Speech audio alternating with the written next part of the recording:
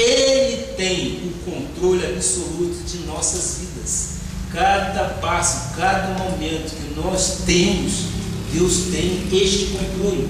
Ora, nós cremos desta forma e nós sabemos disso. Ele age do jeito que Ele quer em nossas vidas e nós temos que nos submeter a isso. Ele é o bom pastor. Ora, veja lá em Romanos 6, versículo 15, diz assim, continuando: e daí? Havemos de pecar porque não estamos debaixo da lei e sim da graça? Eu respondo: de modo nenhum. Quer dizer que naquela época já existiam os irmãos que, no então, ou que contestavam. Aí diz: bispo, então quando chegar fevereiro, isto é uma coisa que a gente sempre coloca para ficar bem claro, quando chegar fevereiro, vou cair no samba, vou cair na gandaia, é isso? Que isso, meu irmão? Não, de modo nenhum, é o que diz a palavra, de modo nenhum. E daí? Havemos de pecar porque não estamos debaixo da lei e sim da graça? Isso não nos dá liberdade para que possamos pecar, muito pelo contrário.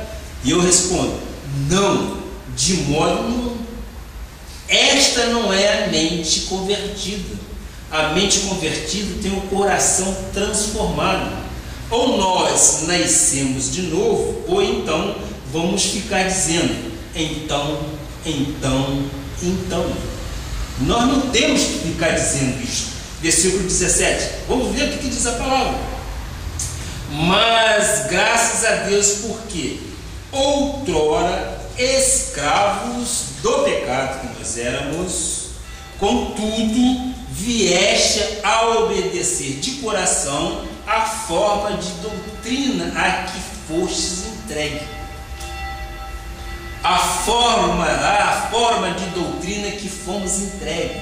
Que doutrina é essa? Glória a Deus, é a graça de Deus, meu irmão. Uma vez que fui liberto do mundo, que eu fui liberto do pecado, recebi eterna redenção, recebi perdão, recebi justificação. Tudo se libertou na minha vida. Aí eu te pergunto: eu vou pecar por quê? Porque eu estou debaixo da graça? E eu sempre digo que aquele que conhece a graça de Deus tem muito maior responsabilidade do que aquele que não conhece, como por exemplo o legalista. Ele não conhece. Então, quando há um erro, este erro pode ser penoso. E nós sempre trazemos esse assunto para a realidade secular. No direito, o que diz? Se você errar sabendo que está errando, você vai ter uma pena muito maior do que aquele que erra sem conhecimento, porque ele não teve conhecimento. Ora, assim é a lei e a graça.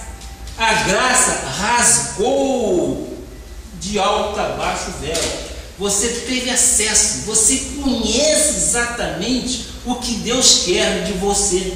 Você conhece qual é o principal motivo de você ser crente.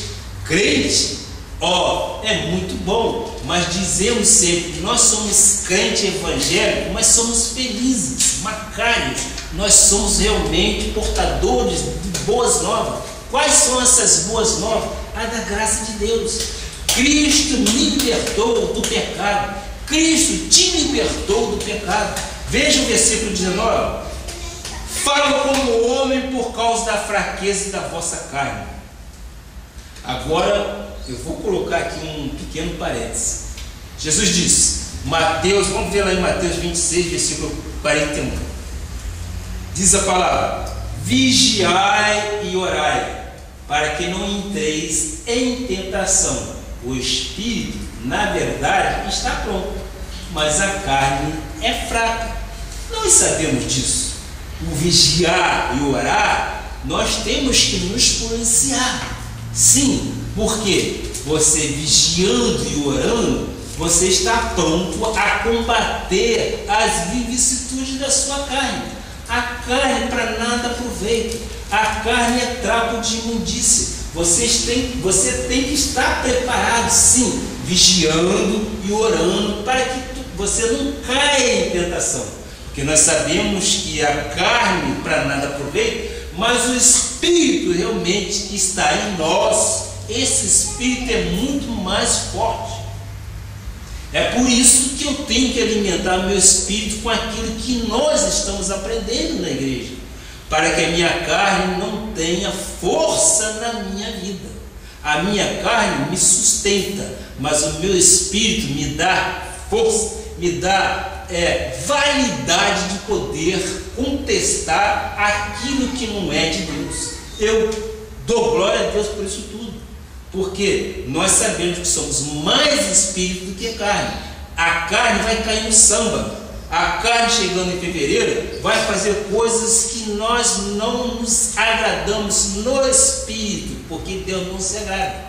Mas nós temos que vigiar, nós temos que orar, para que nós não caiamos exatamente na tentação da carne. Se nós a submetermos, nós teremos vitórias em todas as áreas de nossas vidas. Vejamos o que diz em Romanos 6, versículo 19. Vamos mais um pouquinho além. Romanos 6, versículo 19. Falo como homem por causa da fraqueza da vossa carne.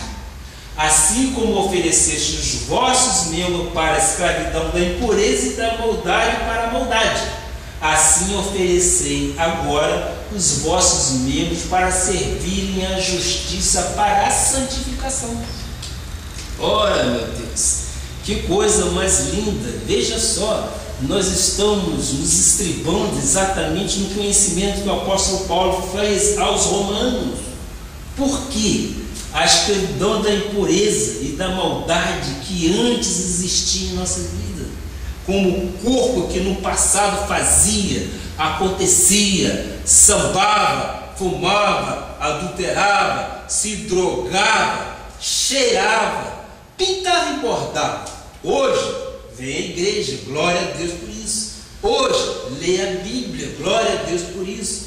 Hoje carrega a palavra de Deus, fala de Jesus, ora ao Senhor, graças a Deus, sim, louva ao Senhor, glória a Deus pelo louvor. Meu coração está muito feliz com isso. São mesmos, mas agora com nossos membros, são os mesmos membros, mas agora os nossos membros são para a justiça e para a santificação.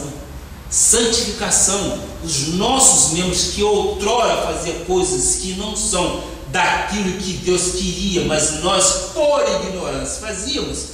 Se nós hoje somos o eleito do nosso Senhor Jesus Cristo, hoje os nossos membros são para a justiça e para a santificação.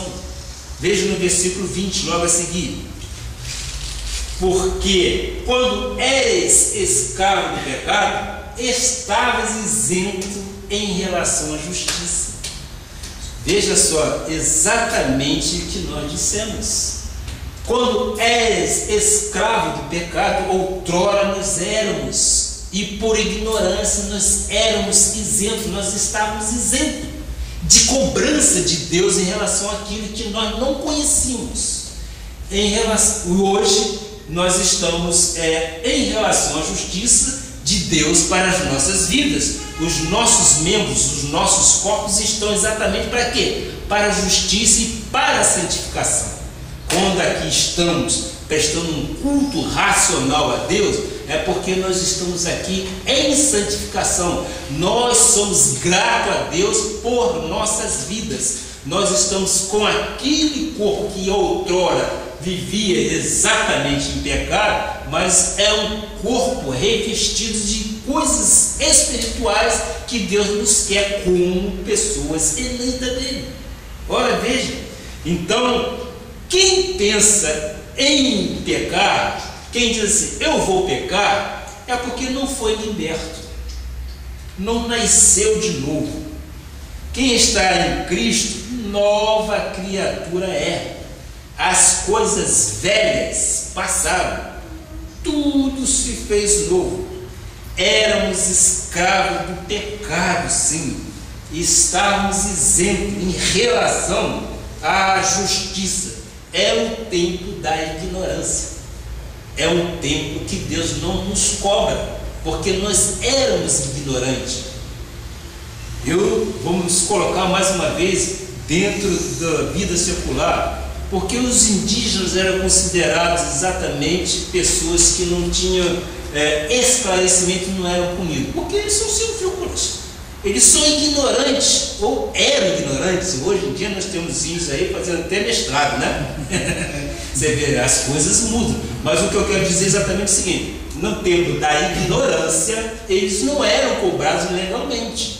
Quando há esclarecimento da lei, quando começa a estudar, começa a vivenciar aquilo que era proibitivo. Se era proibitivo, nós não vamos cometer, nós não vamos cair no deslize para que sejamos punidos. Então, é a mesma coisa a graça de Deus e a lei. Não há mistério, não há mistério. O mistério foi completamente revelado. Ora, nós temos que entender isso, porque nós entendendo isso, nós temos paz com Deus. Nós vivemos em novidade de vida. E isso nos dá realmente um conforto, nos dá um refrigério espiritual. Nós não vamos brigar, nós não vamos contestar, mas nós vamos obedecer a palavra. A palavra diz, e nós sempre dizemos: eu creio no que a palavra diz. Eu não ignoro a palavra, que a palavra para mim, a palavra para o irmão, a palavra para a igreja, eu entendo que é a carta magna, é a constituição nossa. A constituição do cristão é a Bíblia Sagrada. A nossa Constituição Federal é o nosso instrumento de cidadania. Ora, veja só como é que tudo se encaixa. O que é a Bíblia? É exatamente a nossa carta magna. É sim aquilo que Deus traçou para nós. Aqui tem todo o roteiro de vida. Só erra quem quer, ou só erra aquele que não for eleito do Senhor, aquele que não for chamado. Quando se fala exatamente nas duas sementes, há uma polêmica muito grande, mas não pode ser assim. Mas eu digo: eu vou discutir com Deus? Foi eu por acaso quem colocou isto na Bíblia? Não, eu simplesmente tenho que aceitar, e é isso que a gente tem que obedecer. É ouvir, comparar coisas espirituais com coisas espirituais. Se está na Bíblia, eu creio. Se não está na Bíblia, para mim são borradores frívolos. É difícil, é duro, mas é isso que acontece. Infelizmente, lamento profundamente, porque não dizem nada, e a Bíblia está recheada de boas coisas, de grandes alegrias. A graça de Deus nos traz isso. A graça de Deus nos traz revelação do Senhor para as nossas vidas. Aí dizem assim: somente as coisas que agora vos envergonhais. Veja só, o que eu quero dizer com isso? Eu quero dizer o seguinte: você pode parafrasear o seguinte: bicho, eu colocava umas saias todas desfiadinhas. Nós não temos nenhuma jovem aqui que gosta de andar assim. Eu colocava uma meia calça toda furadinha. Isso daqui eu trouxe exatamente de um texto que o apóstolo colocou. Eu achei que isto é importante. Eu gostava de um baseado. Eu gostava de um chopinho gelado com as minhas amigas. Eu digo: isto não é para nós. Não. São coisas que agora eu tenho até vergonha, disse o apóstolo Paulo, porque o fim delas é para a morte. Deus não poderia deixar você perecer, porque você já era um eleito. Veja o versículo 22 que diz: agora, porém, libertados do pecado, transformados em servos de Deus, tendes o vosso fruto para a santificação e, por fim, a vida eterna.